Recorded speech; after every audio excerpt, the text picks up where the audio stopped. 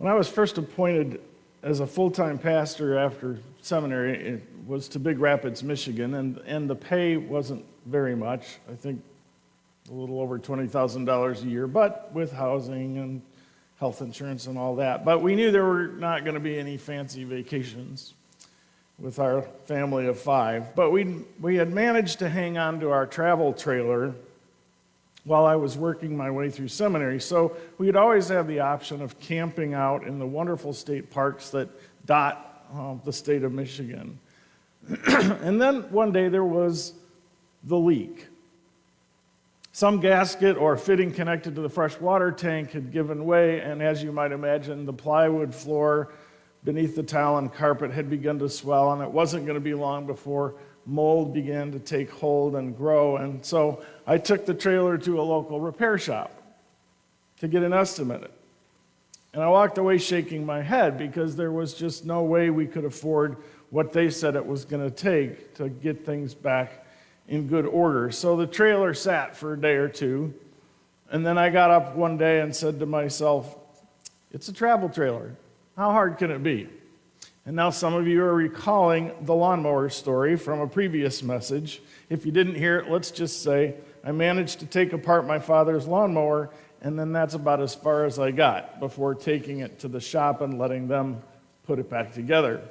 But back to the trailer, I grabbed some tools, and I walked into the back end of our trailer on Friday or Saturday morning and just started taking things apart. First to go was the bunk beds, wedged between the exterior wall of the trailer and the bathroom wall on the inside. They both came out fairly easily. The lower one took a little bit more effort. But once it was out, I had full access to the fresh water tank, the lines, the valves, so I figured fixing the leak wasn't going to be a problem. And then turning to the interior bathroom wall and the floor, which were still pretty damp and starting to, quite frankly, smell of mold, I could see the swelling had gotten worse in just the few days that had passed. And in that moment, I realized I was going to have to replace the entire floor, including the section under the bathtub and vanity. And that's when the panic set in. Have you ever started on a project thinking, I've got this, how hard can it be? Only to find yourself about a third or maybe halfway through the deconstruction process, which, let's just acknowledge, is almost always the easiest part.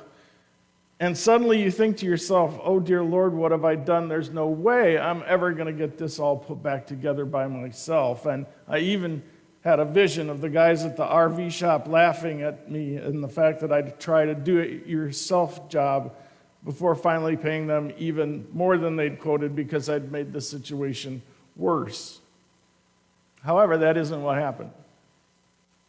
Because I thought, A, I have a master's degree in a field that is rooted in the life of a carpenter who himself was the son of a carpenter, and B, because any check I might have written the RV shop for repairs would have bounced. We just didn't have that kind of money at the time. So instead of dropping my head in shame and failure and going to bed early, I took a few deep breaths and I pressed on, figuring I really couldn't make things any worse.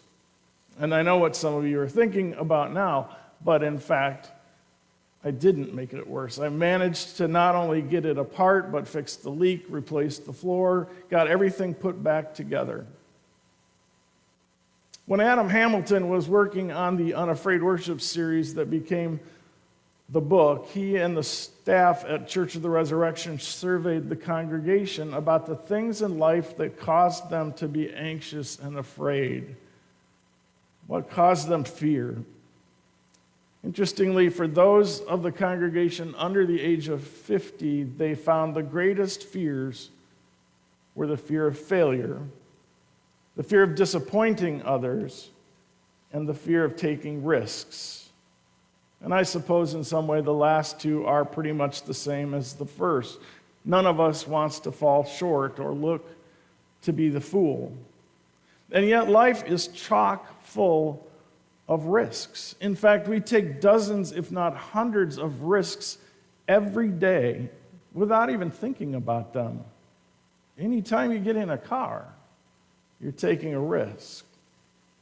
But there are some of us who live with near constant fear of failure. It's like there's this little voice recording playing in your head saying, you can't do this, it's too hard, or you haven't got what it takes, or you'll just embarrass yourself.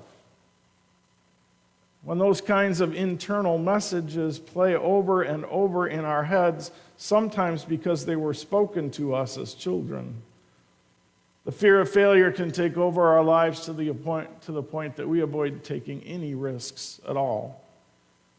As Adam Hamilton writes, every risk includes the possibility that you will fail, or lose face, or embarrass yourself, or be laughed at by others.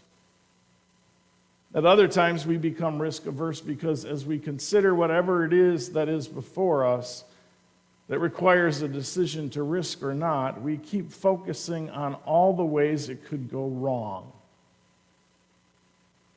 Mary Tyler Moore once said, "Take chances, make mistakes. That's how you grow." Pain nourishes your courage. You have to fail in order to practice being brave. And you may also be familiar with the famous words of hockey legend Wayne Gretzky, you miss 100% of the shots you don't take. Life comes with risk. There's simply no way of getting around that fact. But we can learn to discern whether or not the risk is reasonable and worth it or not. Whether it's something we can indeed do or whether we may need the help of others. Many of us know the story of Thomas Edison, that he tried hundreds, if not thousands, of materials to create a filament for the first light bulb. The Edison Museum had an article recently in which it was stated that his team, so Edison wasn't working alone, his team tested over 6,000 materials, many of them in carbonized form, in trying to find a filament for his light bulb. I wonder how many people would have given that much effort.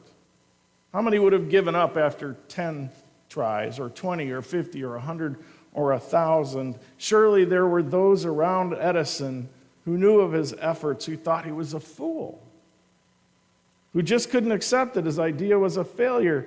But in the end, he kept to it, and he proved them wrong.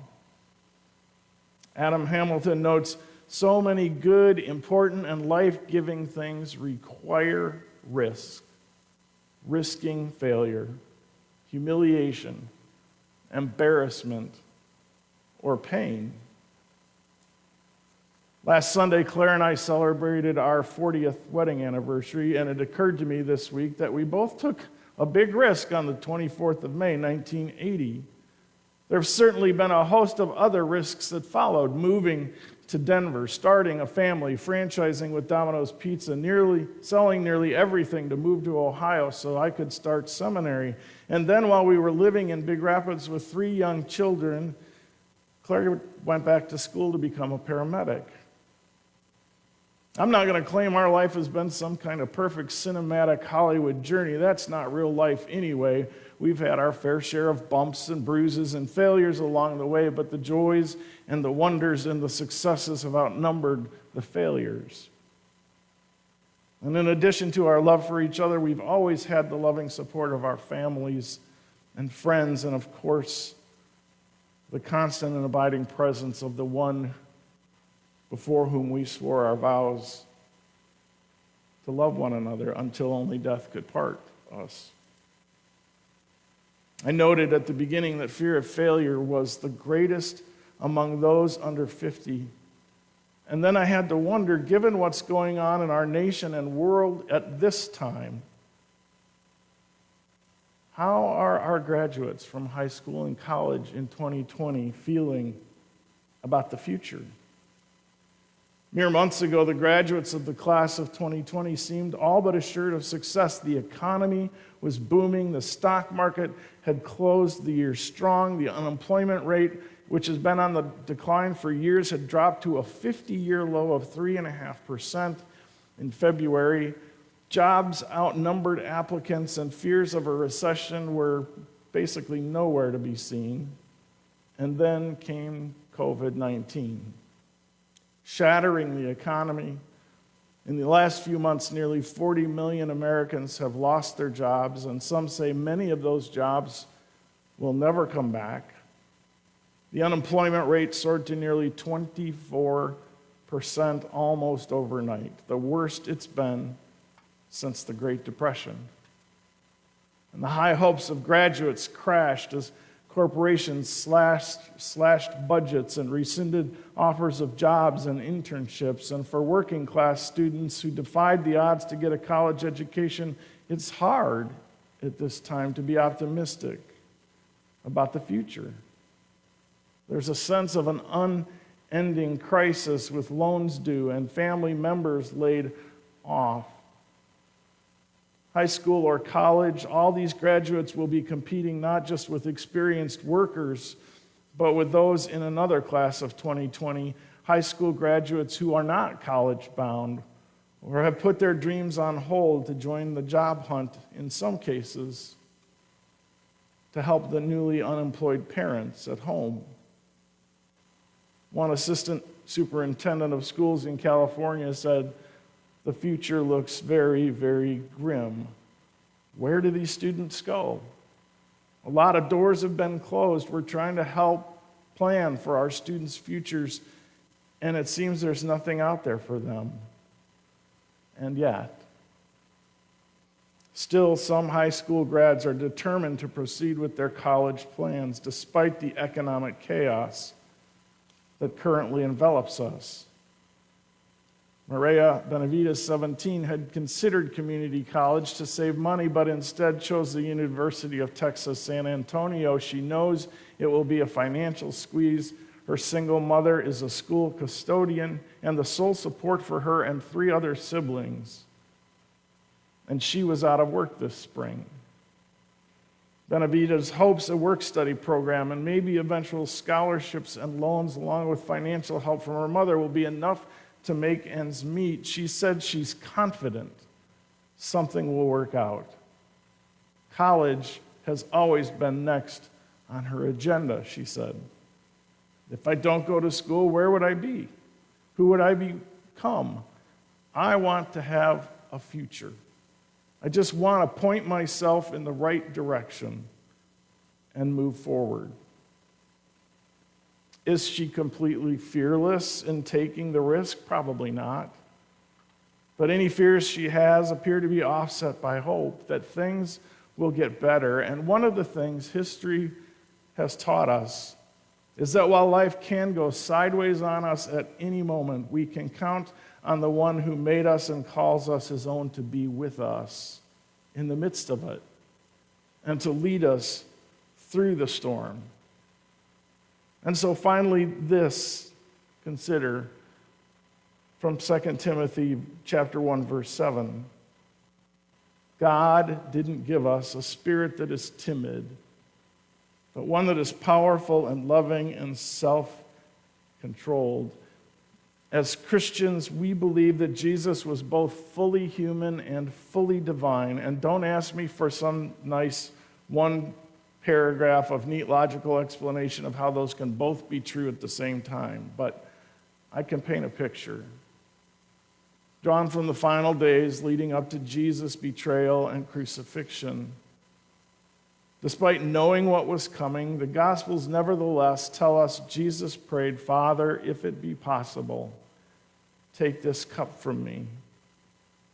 To believe he had no fear in the face of the cross, to think he was 100% confident that after his crucifixion God would resurrect him, from my perspective, would be to deny his full humanity. He was mocked and taunted and treated like a fool in the end. Even some of his disciples tried to get him to turn back before it was too late. And when he was finally nailed to the cross for all the world to see, he looked like an abject failure. Like he'd risked, not just risked, but wasted his life for nothing. But that was on a Friday. and Sunday was coming. And because Jesus risked pointing himself in the right direction and dared to move forward into and beyond the valley of the shadow of death, God conquered death and raised him up for you and for me and for every human being who dares believe that love and life are always stronger than fear and death. And so we need not be afraid of anything. For our God is and always will be with us. Thanks be to God. Amen.